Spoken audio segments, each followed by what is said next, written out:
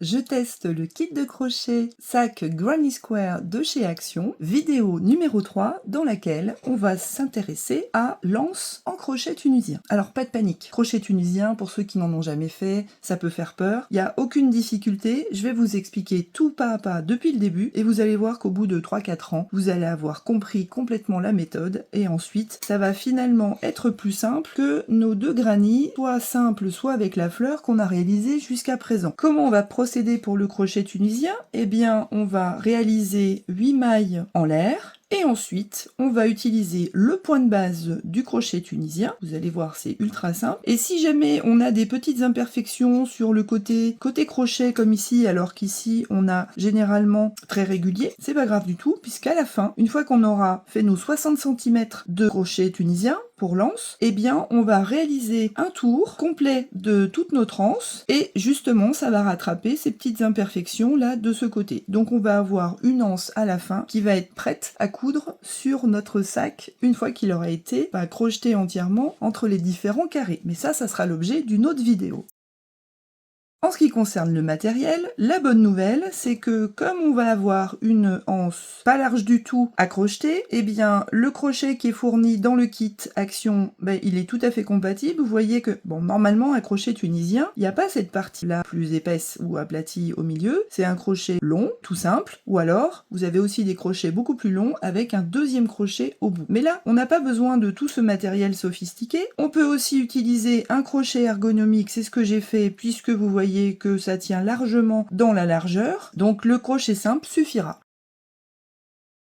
Pour démarrer notre anse en crochet tunisien, on va réaliser tout simplement un nœud coulant et monter 8 mailles en l'air. Donc ça, c'est ultra facile. Alors moi, je vous conseille de monter des mailles assez lâches. 2, 3, 4, 5, 6, 7, 8 et de travailler après de façon très souple pour éviter d'avoir une anse très resserrée et un peu dure. Donc ça, facile. Maintenant, il va falloir s'arranger pour récupérer toutes ces mailles-là sur le crochet, puisque c'est le principe du crochet tunisien. On va avoir en fait une partie où on a l'impression de faire du tricot, mais ça sera toujours avec un seul crochet. Donc comment je fais? Là, j'ai déjà ma première boucle. Je vais piquer dans la deuxième maille en l'air et je vais avec un jeté relever une deuxième boucle. Alors vous voyez que je tire un petit peu, là, il y a un petit coup de poignet à réaliser ou un petit coup de doigt à mettre en arrière pour avoir la même longueur. Je pique dans la troisième, je fais un jeté et je fais mon petit coup de crochet en arrière. Ma quatrième, et pareil, je tire un peu. Ma cinquième, pareil, ma sixième, je tire un petit peu, septième et huitième. Ce qui fait que là, j'ai des mailles assez souples sur mon crochet. Et surtout, je vérifie qu'à chaque fois, j'en ai bien 1, 2, 3, 4, 5, 6, 7, 8. Toujours, parce qu'avec le crochet tunisien, c'est très facile d'en oublier une. Donc maintenant, comment je vais me débrouiller? Je vais faire mon premier rang. Donc, la première maille ici, on va toujours la crocheter toute seule. Donc, je fais un jeté et je fais comme une maille coulée, mais toute seule. Ensuite, je fais un autre jeté et je passe dans les deux premières. Et en fait, c'est comme si on avait une bride très longue. C'est-à-dire qu'à chaque fois, je fais un jeté et je passe dans les deux suivantes. Et dans les deux suivantes. Et toujours en tirant un petit peu mon crochet en arrière pour garder un ouvrage très souple. Voilà. Et encore. Et à la fin, je vais vérifier que j'ai bien 8 barres. Alors, les barres, qu'est-ce que c'est? On va appeler ça des barres, puisque j'ai vu ça dans d'autres explications. Donc là, vous avez 1, 2, 3, 4, 5, 6, 7, 8 barres. Donc la première, ici, elle est déjà prête. On va attraper la deuxième barre ici, faire un jeté et remonter la maille un petit peu pour avoir ici quelque chose avec une hauteur identique. Je prends la troisième barre, je fais mon jeté et je remonte un petit peu. Voilà, de manière à avoir toutes mes boucles de la même hauteur. Donc là, je prends la prochaine, hop, je monte un peu, la prochaine, encore, et la dernière. Alors la dernière, on ne se trompe pas, c'est la barre qui est tout au bout, ici, et c'est celle-là qui va avoir tendance à être un petit peu plus irrégulière, si on ne fait pas attention. Donc je compte, 1, 2, 3, 4, 5, 6, 7, 8. J'en ai toujours 8. Et maintenant, je fais comme tout à l'heure, je fais une maille coulée dans ma toute première maille, ici, ma toute première boucle, ensuite une maille coulée dans les deux suivantes, et ainsi de suite, 2 par 2, comme une énorme bride.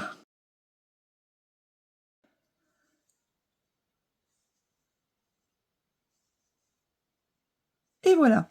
Et là, j'ai mon deuxième rang. Donc vous voyez que celui-là, il n'est pas tout à fait terminé, puisqu'on voit du jour à travers.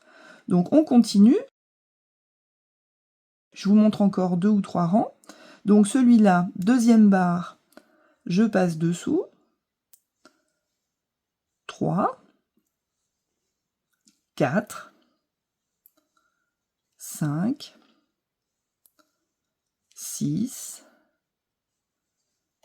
7, et on n'oublie pas la 8e, ici. Voilà, j'ai toujours 8 boucles.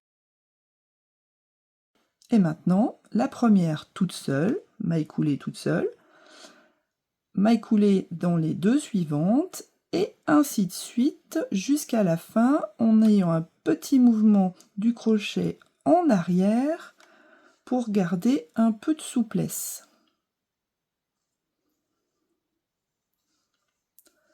Voilà. Donc là, on vérifie qu'on a toujours bien 8 barres quand on est débutant. 1, 2, 3, 4, 5, 6, 7 et 8. Je continue encore un rang, et après, on fera une pause, continuerai pendant un petit moment, et on verra après les mesures en centimètres de l'échantillon qu'on aura réalisé.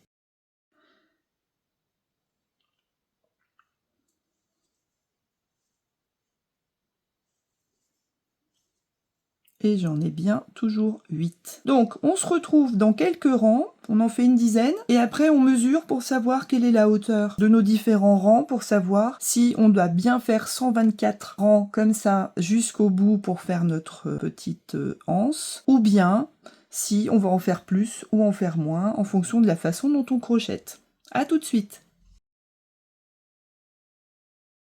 J'ai maintenant terminé mon deuxième petit échantillon là qu'on a commencé ensemble, et je prends une règle pour voir les 10 premiers rangs, combien ça fait. Donc là j'ai pris 10 rangs, alors je prends pas le premier parce qu'il est toujours un petit peu particulier, mais je vois que pour réaliser 10 rangs, j'ai dépassé un peu les 5 cm, 5,2, ça veut dire que allez, grosso modo, je fais un rang à peu près tous les 5 mm. C'est-à-dire que si on fait 124 rangs, ça devrait nous faire 62 cm pour notre anse, avec 1 cm de couture. Il nous reste 60 cm. Donc, vous certainement que vous n'allez pas tous travailler de la même façon. Arrangez-vous plutôt en nombre de centimètres qu'en nombre de rangs pour avoir 62 cm d'anse à la fin. Tout en comptant évidemment le tour qu'on va réaliser tout autour. Bon, on va avoir 2 rangées de mailles coulées à chaque bout là, une ici et une à la fin. Donc allez, à peu près, on n'est pas à 1 cm près. Par contre, ce qui est intéressant, c'est que les 2 anses à la fin soit exactement de la même longueur et exactement le même nombre de rangs, sinon ça va pas être très joli. Donc on se retrouve à la fin de la première et on voit comment faire le tour de notre anse. À tout de suite. Je viens de terminer les 124 rangées et en pliant mon anse en deux, parce que sinon ça rentre pas dans l'image, j'obtiens en fait 2 fois 32, c'est-à-dire 64 cm pour 124 rangs. Bah écoutez, moi je pense que je vais rester comme ça. Je ferai la deuxième exactement de la même façon, puisque j'ai réussi à avoir quelque chose d'assez régulier. Et maintenant, on va voir ensemble comment on va terminer cette anse pour avoir à la fin une anse bien régulière tout autour. Donc on va suivre les instructions qu'on a dans les instructions papier, puisqu'on nous dit que ici on va réaliser 7 mailles en l'air sur le bord, et qu'ensuite tout le long je vais réaliser des mailles en l'air ici, Et puis après, sur le deuxième bord, pareil. Et là, eh ben, je vais avoir à revenir à mon point de départ. Sauf que on n'a pas du tout la même bordure de ce côté-là et de ce côté-là. C'est-à-dire que du côté de la pointe du crochet, on a une bordure qui n'est pas tout à fait régulière. C'est d'ailleurs pour ça qu'on va pouvoir se permettre de faire une petite bordure pour arranger tout ça, quand on n'a pas été ultra régulier. Donc, on commence tout simplement par réaliser des mailles coulées.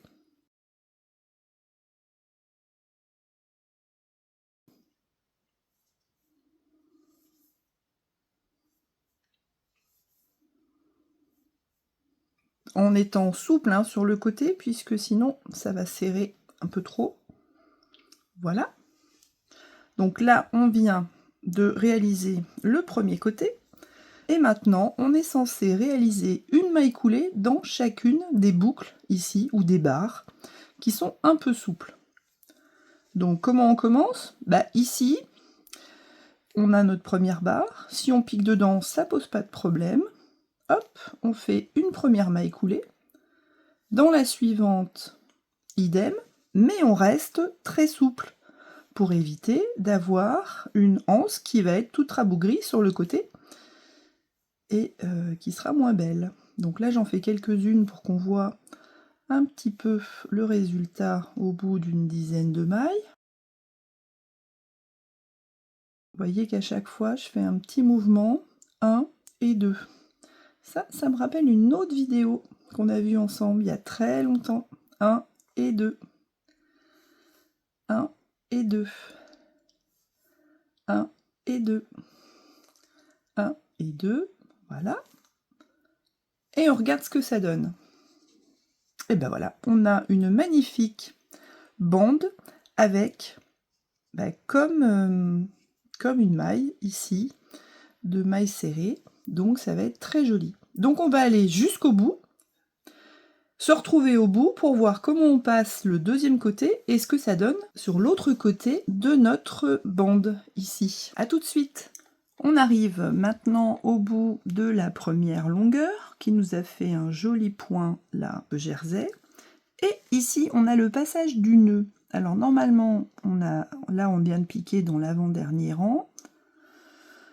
On fait la même chose ici et là comment je continue? Parce que il faut que j'amorce mon virage. Alors moi j'aurais tendance à piquer dans ce fil là, voilà, et voir ce que ça donne et continuer dans le prochain, continuer ici juste dans cette boucle là, celle du bout, et ça va nous donner le petit point jersey qui continue de ce côté là, voilà. Et maintenant j'ai deux choix possibles. Soit je laisse tel quel et je vais me retrouver quand même avec une anse ici, point jersey, et là le point jersey mais pas du bon côté. Soit je continue, ce qui est préconisé dans les instructions. Pour crocheter la dernière longueur, on a trois possibilités. Soit on pique dans la maille entière, ici, soit on pique dans le brin arrière, soit on pique dans le brin avant. Enfin, moi, ce que je préfère, c'est quand on pique dans le brin avant. Donc là, si je pique, en fait, dans ma barre verticale, ici, et que je ne crochette que dans le brin avant de la maille, qu'est-ce que ça va nous donner ?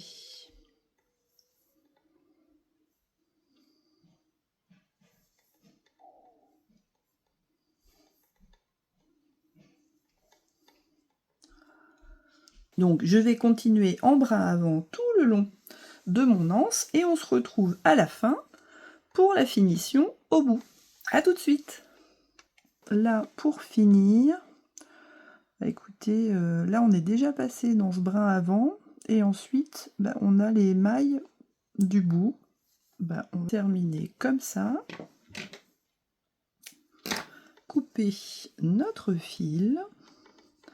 et cacher ce fil une fois qu'on aura fait un joli nœud ici. Je vous rappelle que cette partie-là va être cousue à l'intérieur du sac, donc on la verra très peu, mais on peut quand même cacher ce fil. Alors, on peut le passer ici dans la maille d'après, plutôt, voilà, pour que ça fasse une jolie finition, éventuellement dans celle d'après, et cacher ce fil ensuite dans le point mousse. Alors, c'est pas tout à fait un point mousse, puisque vous voyez que l'arrière, là, on a notre bande, l'arrière, c'est comme un point mousse, mais avec des gros points mousse et des tout petits points mousse qui sont alternés. Mais ça fait un résultat qui est assez sympathique. Donc, notre point tunisien tout simple, finalement, nous donne un résultat en droit et en vert, plutôt original par rapport à ce qu'on fait d'habitude en crochet classique. Donc, c'est une belle avancée aujourd'hui qu'on a faite.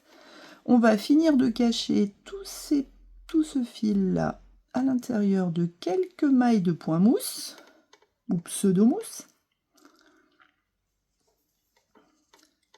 Voilà, je peux en faire encore un petit peu si je veux, si j'ai le courage. Et on n'a plus qu'à couper à ras après pour être tranquille, et notre anse est presque terminée. Pourquoi je dis presque? Parce que pour l'instant on n'a pas fait de mise en forme. Parce que quand on voit le résultat final, bon, c'est pas tout à fait plat, c'est pas tout à fait droit, ça dépend un petit peu comment on a été plus ou moins lâche ou plus ou moins serré de là à là. Alors comment on fait pour avoir une bande bien droite, bien plate, et resserrée exactement de partout? Vous voyez là, naturellement, je suis en train de tirer ma bande entre mes deux mains, donc il faudrait que j'arrive à fixer ce bout-là, et puis ce bout-là, et puis jusqu'au bout, pour que ce soit à peu près droit. Et le secret, c'est de mouiller, c'est-à-dire qu'on va vaporiser notre bande une fois qu'on l'aura positionnée. Alors comment on fait pour la positionner? Vous voyez qu'ici, j'ai un système que vous n'êtes pas obligé d'avoir, c'est totalement optionnel, pour bloquer mes carrés, pour avoir des carrés bien carrés qui sont plus faciles ensuite à rabouter ensemble. Je peux, et puis c'est quand même plus joli pour vous les présenter comme ça. Je fais le même principe, c'est-à-dire que je plante soit des petites aiguilles dans du carton, mais bon, de l'eau sur du carton, ça fait pas bon ménage. Soit j'ai un système comme ça, avec du bois, ou bien un système avec des tapis mousse, avec des petites aiguilles, petites épingles qui sont piquées dedans. Bon, j'en ai pas moi du tapis mousse, donc je peux pas vous le montrer. Et j'ai trouvé une autre technique, un petit peu par hasard, quand j'ai voulu prendre une photo du granit pour faire la miniature de la vidéo. Je me suis rendu compte que finalement, sur mon bureau en mélaminé blanc, il y avait quelque chose qui ne posait aucun problème à la laine ni au bureau, c'était d'utiliser du double face. Alors je vous montre mon double face. Alors c'est très certainement du double face que j'ai dû acquérir chez Action, il y a de grandes chances en tout cas.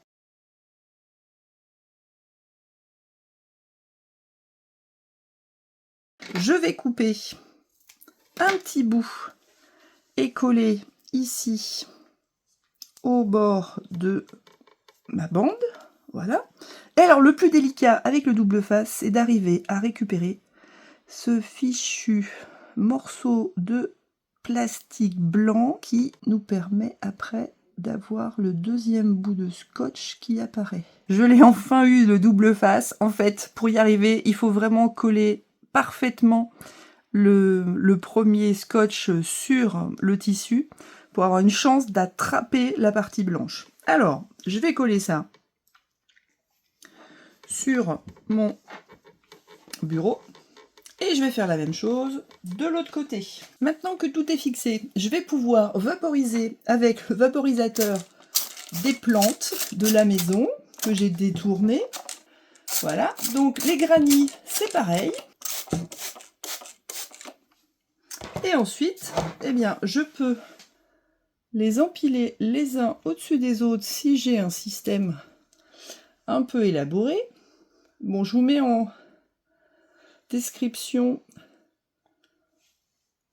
le lien pour acheter le même que le mien, facilement. Voilà, et on peut les empiler les uns à côté des autres. Et ils seront tous prêts pour la prochaine vidéo, où nous allons voir ensemble comment crocheter ensemble les différents granny, avec un schéma d'ensemble un petit peu mieux expliqué que celui qui est dans les instructions du kit, et surtout comment ensuite coudre nos 2 anses. Là, il vous reste à en faire une, moi aussi. Une fois qu'elles auront été bien rectifiées, on va pouvoir les utiliser. Et dans un dernier temps, si vous en avez besoin, je vous montrerai dans une prochaine vidéo aussi comment doubler le sac terminé, mais aussi peut-être l'anse pour éviter que elle soit un petit peu trop souple si on charge un peu trop le sac. À très bientôt!